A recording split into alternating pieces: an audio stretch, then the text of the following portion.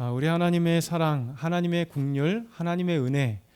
성경에는 자주 이제 아버지나 어머니 이미지를 사용하십니다. 그래서 하나님께서 우리를 얼마나 사랑하시고 기다리시는지 탕자의 비유를 통해서 아버지의 재산을 미리 받고 저 멀리 도망가서 허랑방탕하게 썼던 그 둘째 아들. 그럼에도 불구하고 아버지는 그를 끝까지 기다리시는, 그래서 하나님의 놀라운 사랑을 우리에게 보여주고 있어요. 또 암탉에 대해서 아버지의 마음, 하나님의 마음을 그렇게 얘기하죠. 암탉이 자기 새끼들을 품는 것 같이 하나님께서 우리를 그렇게 품어주신다. 또 젖먹이 엄마의 비유를 통해서 그 이미지를 통해서 하나님의 놀라운 사랑을 말씀하세요. 사실 가장 떼기 힘든 것이 이 젖먹이의 어머니 사랑이잖아요. 이 아기에 대한 사랑. 그런데 하나님은 혹시 젖먹이는 어머니가 그 젖먹이는 아이를 버릴지라도 하나님은 너희를 버리지 않는다. 이런 하나님의 놀라운 사랑을 가지고 있죠. 여러분도 부모님의 사랑을 기억하고 있죠. 저도 부모님의 사랑을 많이 기억하고 있습니다. 특별히 이제 아버지의 사랑은 그렇게 많지는 않습니다. 왜냐하면 아버지에 대한 기억이 단편적으로 몇 가지밖에 없기 때문에, 초등학교 2학년 겨울방학 때 이제 아버지가 돌아가셨기 때문에 이제 아버지에 대한 기억은 많지는 않습니다. 그래도 항상 기억나는 그 단편 중에 하나가 아버지의 사랑에 대해서 기억을 하게 됩니다.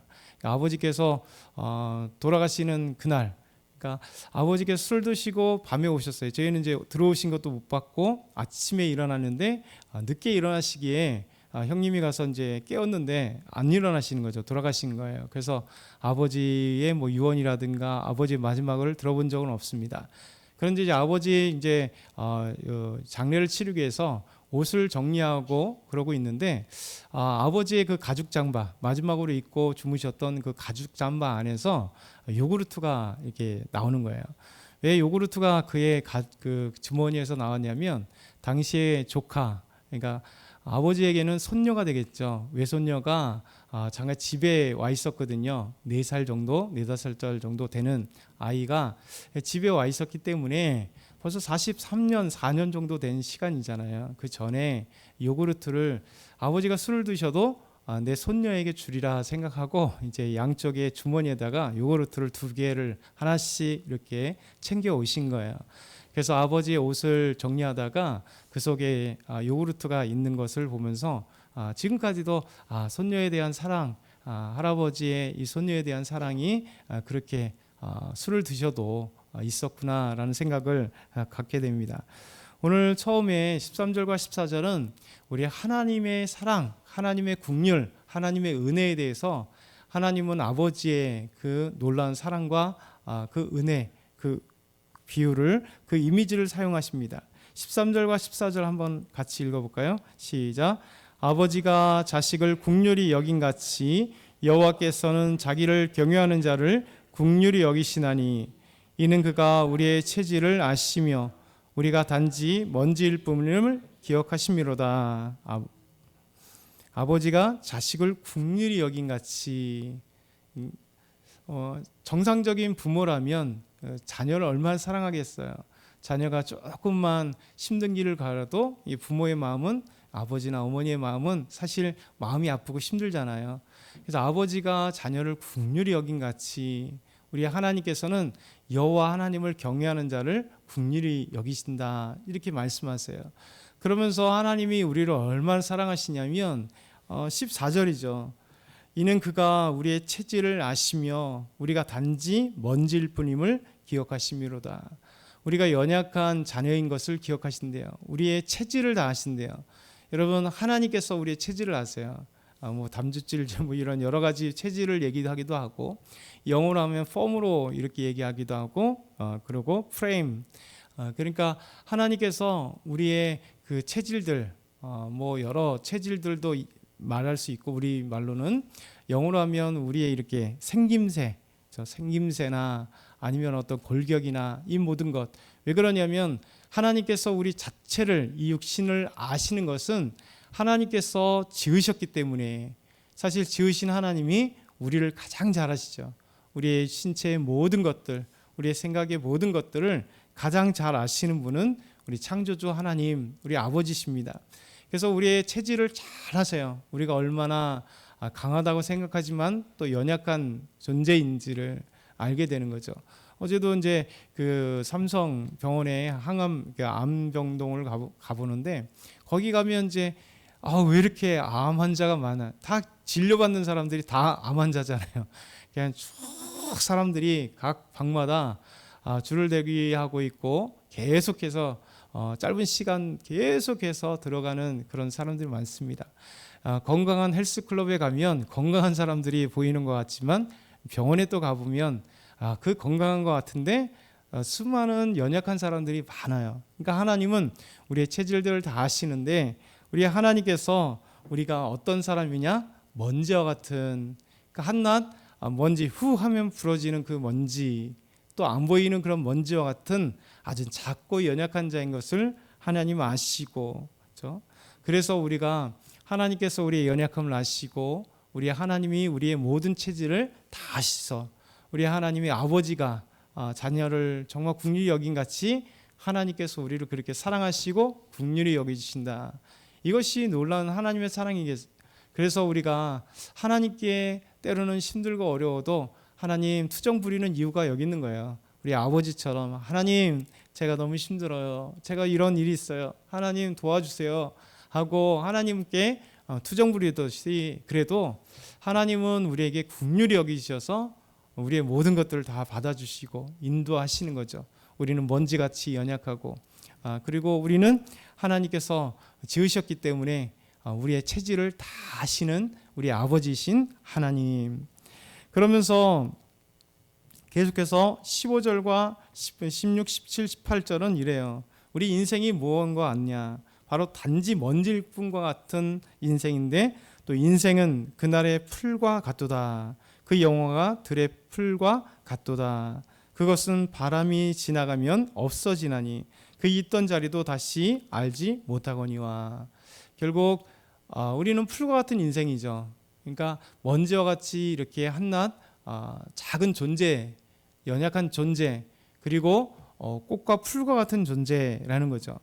꽃과 풀은 오래 있지 않잖아요. 그러니까 어느 순간에 있다 하는데 그래도 많이 오래 있다고 하는 난도 뭐 2달 정도 지나면 그래도 서서히 지어서 없어지잖아요. 그 오래 핀다고 하는 백일홍도 한 2달 정도 지나면 싹 없어져요. 대부분의 꽃은 1달 이내에 사라지죠. 만발한 것 같은데 벚꽃이 만발한 것 같은데 어느 순간에 후스르륵 떨어지는 모습들이 있습니다. 그리고 그 꽃과 풀도 마찬가지입니다. 그런데 바람이 지나가면 없어지거니와. 그러니까 우리나라 이런 기후를 생각하면 이 말씀이 그렇게 와닿지가 않아요. 뭐 바람이 지나간다고 풀이 아니면 꽃이 없어지냐, 영화가 사라지냐, 그렇진 않죠. 근데 이스라엘의 특징적인 것이 이 바람이 중요합니다. 바람. 왜냐하면 이제 우기가 끝나갈 쯤, 그래서 4월 달이나 5월 정도, 뭐 빠르면 늦으면 6월 초 이때 이제 우기가 끝나요. 그러면 이제 건기가 11월 정도까지, 10월이나 11월 사이까지 쫙 가요. 비 한 방울이 안 옵니다. 그런데 모든 건기의 끝을 알리는 것이 바람이에요. 그 이 바람의 이름을 함신이라고 합니다. 함신. 이 함신이 보통 5월이나 6월, 뭐 늦게는 4월 말 이 정도 초 빨리 오면 그런 정도. 한번 이스라엘의 그 함신 울면 뜨거운 바람이에요. 저 사막 이런 데서 이제 불어오는 함신이 이스라엘 하면 싹 지나갑니다. 그래서 일주일 정도 이렇게 함신이 보이지 않게 우리나라 황사처럼 뿌여기도 하고 그냥 뜨거운 바람이 확 갑자기 불어요. 그러면 이스라엘 우기 때 피었던 모든 꽃들이 싹 말라버립니다. 그리고 풀이 싹 말라버려요. 그래서 유대 광야에 그래도 약간 푸릇푸릇했던 풀들이 싹 말라버려요. 예루살렘에도 푸릇푸릇했던 풀들이 싹 말라버려요. 그렇죠? 그래서 이 바람이 등장하는 이유는 우리나라처럼 바람이 불어도 항상 싱싱한 풀은 뭐 여름, 겨울, 봄, 가을은 항상 풍성하잖아요. 그런데 이스라엘에게 있어서는 이 바람이 불 때 꽃이나 풀이 한 번의 함신으로 인해서 싹 말라서 이제 건기가 시작됐음을 우리에게 알리는 것처럼 다윗은 이 자연환경, 이스라엘 유대 땅의 자연환경을 너무 잘 아는 거죠. 그래서 인생을 우리의 풀과 꽃과 같이 금방 시들어 없어지는데 바람이 불었을 때 한 번에 말라버리고 없어지는 그런 연약한 인생과 같다, 이렇게 비유하는 거죠. 그러면서 여호와의 인자하심은 자기를 경외하는 자에게 영원부터 영원까지 이르며, 하나님의 인자하심은 하나님을 경외하는 자에게 놀랍게 베풀어 주시는데 영원부터 영원까지 영원토록 우리를 향하신 하나님의 인자하심이 있다. 그의 의는 자손의 자손에까지 이른다 말씀하십니다.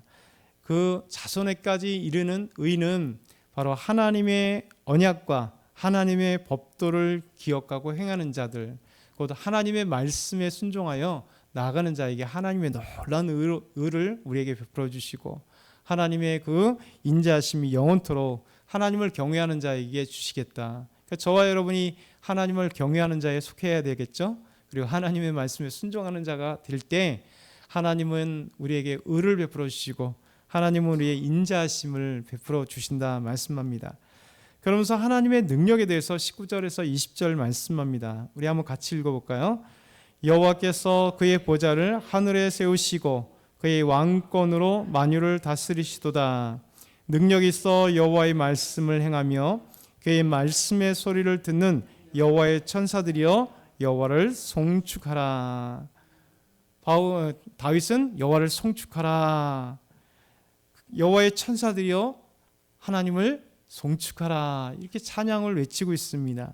왜냐하면 그의 능력, 그의 권능, 그의 권세, 그의 왕권, 하나님의 능력에 대해서 말씀하고 있죠. 여호와께서는 그의 보좌를 하늘에 세우셨다. 그러니까 구약이나 신약이나 공이, 이 하늘은 하나님의 상징이에요. 하나님이 계시고 그리고 하나님의 거처, 하나님이 사시는 곳, 하나님이 계시는 곳, 하늘의 권세, 그래서 하나님의 보좌가 하늘에 있다, 이렇게 표현하고 있습니다. 그래서 우리가 주님 가르쳐 주신 주기도에도 하늘에 계신 우리 아버지요, 그러니까 하늘에 계신 우리 아버지, 단순하게 이런 하늘이 우리가 보이는 저 청명한 하늘을 얘기하는 건 아니겠죠. 이 우주 만물을 다 하나님의 보좌요, 하나님이 다스리는 곳이요, 하나님이 계시는 이 하늘을 하나님의 그 권능으로 이렇게 표현을 많이 해요. 그래서 하늘의 보좌, 하나님의 보좌가 하늘에 있다. 하나님이 자리하고 계신 그 통치하시는 곳이 하늘에 있다. 그래서 그의 왕권으로 만유, 모든 것을 하나님이 다스리신다. 능력이 있어서 여호와의 말씀을 행하십니다. 왜냐하면 하나님의 말씀은 능력 있잖아요. 이 우주 만물을 창조하신 말씀으로 창조하셨는데 그 말씀의 능력이 우리의 삶 가운데 하나님의 능력으로 나타나게 되는 것. 그렇기 때문에 여호와의 천사여, 하나님을, 여호와를 찬송하라, 송축하라, 그렇게 다윗은 외치고 있습니다. 마지막으로는 21절 22절에는 하나님의 다스림을 받는 모든 자들이 이제 하나님을 송축하라, 이렇게 찬양하고 있습니다. 21절과 22절 같이 읽겠습니다. 시작. 여호와를 송축하라. 여호와의 지으심을 받고 그가 다스리시는 모든 곳에 있는 너희여 여호와를 송축하라. 내 영혼아 여호와를 송축하라. 아멘. 천사들만이 아니라 우리도 하나님께 지음을 받았고 하나님의 통치를 받고 하나님의 긍휼과 사랑과 은혜들을 마음껏 받는 자이기에 당연히 우리의 삶의 모든 것에 하나님이 계시고 하나님을 체험했기 때문에 하나님을 찬양하라, 송축하라, 다윗은 그렇게 우리에게 선포하고 있습니다. 저와 여러분도 오늘도 믿음으로 승리하고 하나님의 그 놀라운 사랑이 함께하기를, 또 우리 유초등부가 내일, 또 청년부리 금요일 토요일 이렇게 겨울 행사를 하는데 하나님의 풍성한 은혜가 우리 유초등부 아이들과 선생님들에게, 우리 청년들에게 놀랍게 있기를 또 기도해 주시기를 소망하고 함께 하길 소망합니다. 하나님 아버지 감사합니다. 오늘도 여호와 하나님을 찬양합니다. 하나님이 우리를 사랑하시는 그 놀라운 사랑들이 오늘도 경험되어지고 하나님의 이름을 찬양할 수 있는 저희 모두가 되게 하여 주시고, 우리 유초등부와 청년부 겨울 행사를 통해서 하나님 아름다운 은혜가 우리 아이들에게, 우리 청년들에게 넘쳐날 수 있도록 도와주시옵소서. 감사합니다. 예수 그리스도의 이름으로 기도드렸나이다. 아멘.